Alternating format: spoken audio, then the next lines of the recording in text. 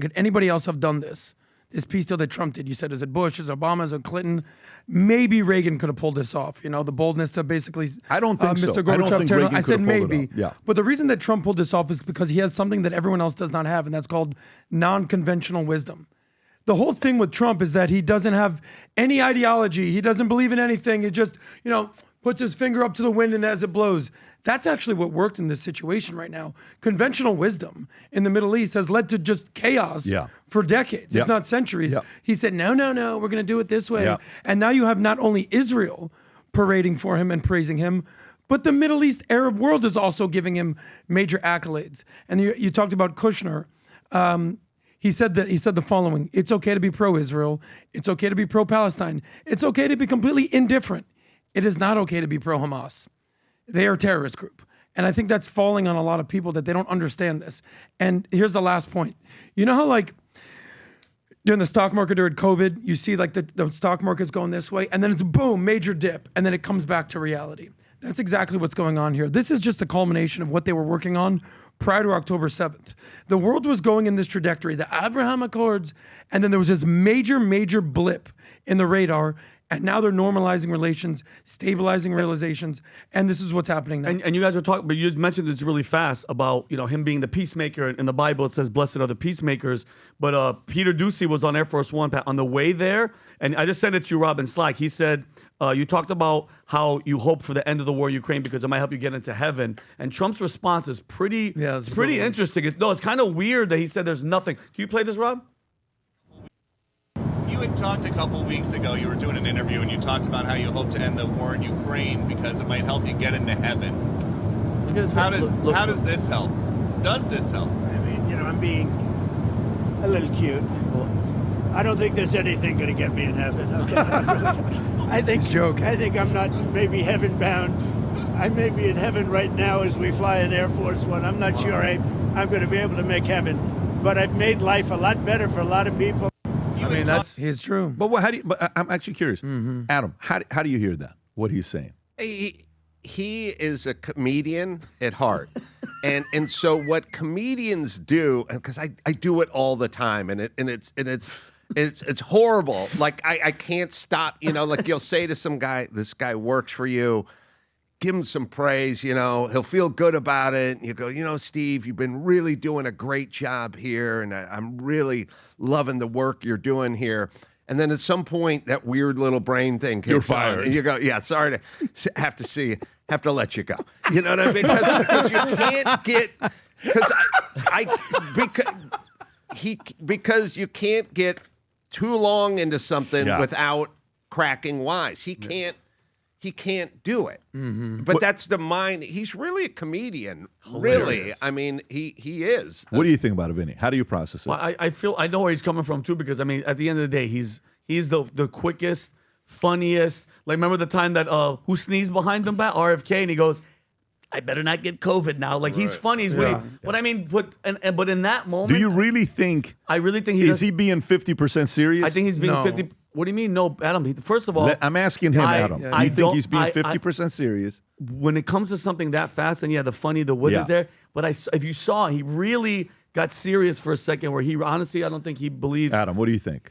I think he's joking. I think Adam Carolla makes a great point. I think he's actually naturally a comedian. That's funny that you say that.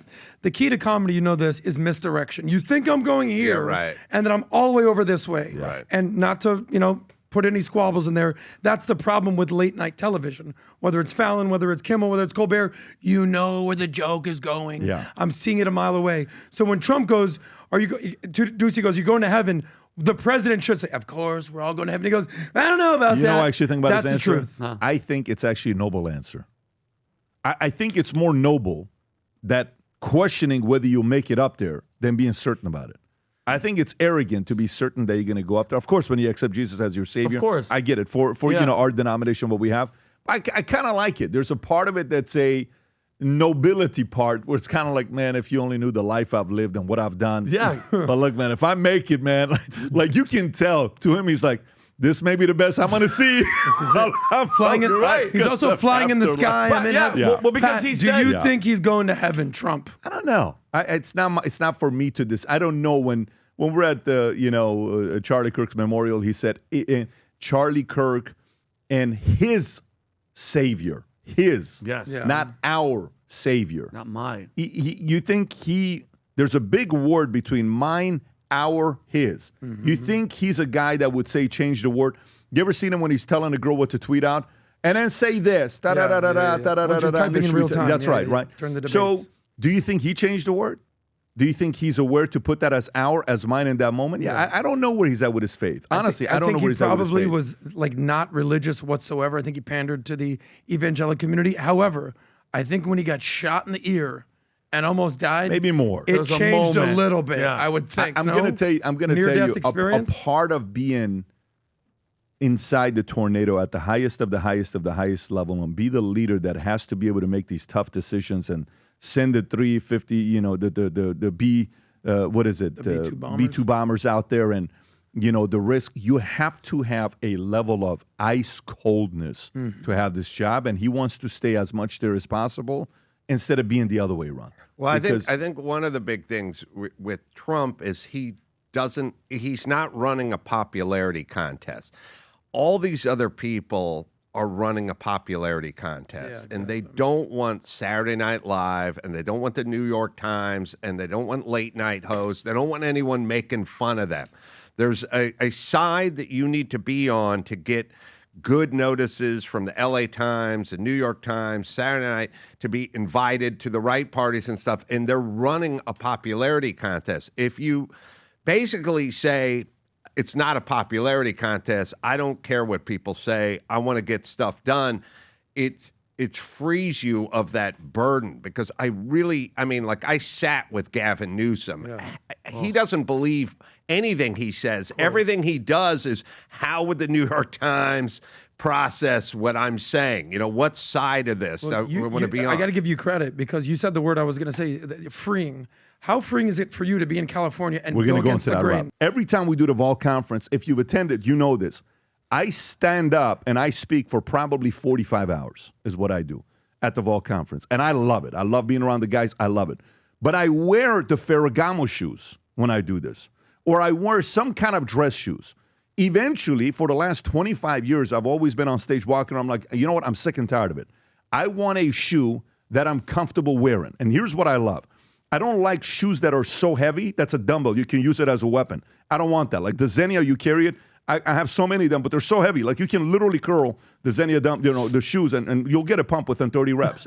And I wanted the combination of the Hoka, the On Cloud, the Super Foam, because there's a big thing going on right now with the Super Foam, where the bottom of the shoe, you wear it. You know which ones I'm talking about, the On Cloud or the Hokas, right? They're so comfortable.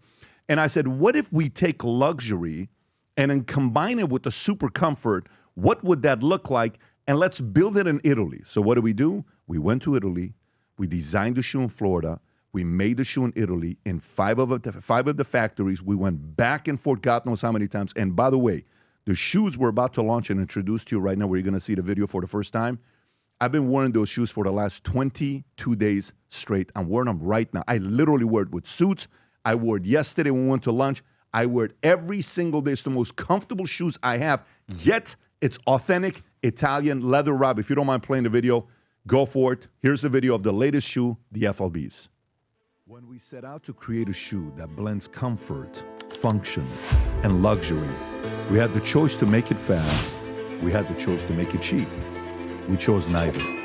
Instead, we chose Tuscany, Italy.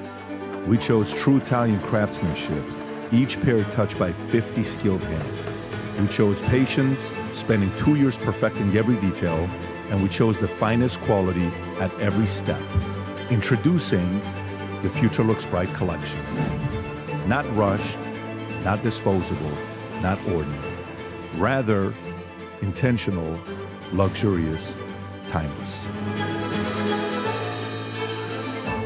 Boom. There you go. Designed in Florida, 100% made in Italy. 50 hands touch each shoe that was made. And here's what's unique about it. I want to kind of show this to everybody that knows this. And I've worn pretty much every one of these shoes. So if you compare this, the Italian leather, of course, it's made in Italy. It's not assembled, made in China, assembled in Italy, 100% made in Italy, assembled in Italy. It's FLBs, Berlutis, which are $1,840, Ferragamos are $895, Xenias are $1,190, and Gucci's are $950. Leather premium lining, all of them except for Gucci. Laceless feature, it's the FLBs, the Berlutis, you have laces. Ferragamo's laceless. And then you have also the Xenias, and then the Gucci's have the laces. I don't want to wake up in the morning, put laces on. I want to get out the house. Took me 3 seconds to put my shoes on today. Craftsman, 5 different Italian factories all made this shoe. Berlutis are the same as us, as well as FLB. But the only shoe, these trainers, the only one in the world today, according to the factories that told me this in Italy, that has the super foam, the only one that has the same super foam used in the On Clouds and the Hokas, it's the FLBs, and they're officially out, and you can place the order. Here's a challenge. We only have 1,000 of these pairs. And when you say 1,000 of these pairs, they start from size, I believe, is it 8? It goes 8, 9, 10, 10 and a half, 11, 11 and a half, 12, 13. Those are the sizes that we have. And the shoes that you can get today, the colors, you have access to, Rob, if you can go back there, you can have access to those browns, which is absolutely beautiful. And by the way, the brown on the bottom, the stitching on the side is a left stitching. If you can change the picture, and on the bottom it says the future looks bright. Look at the white lines on the side. It's beautiful. The only ones we have right now that you can get sent out today are the black and the browns. If you do want the white to pre-order, I would highly recommend you do so. They're going to come out the second week of December. So the white and the navy blue comes out the second week of December. The browns and the blacks are available.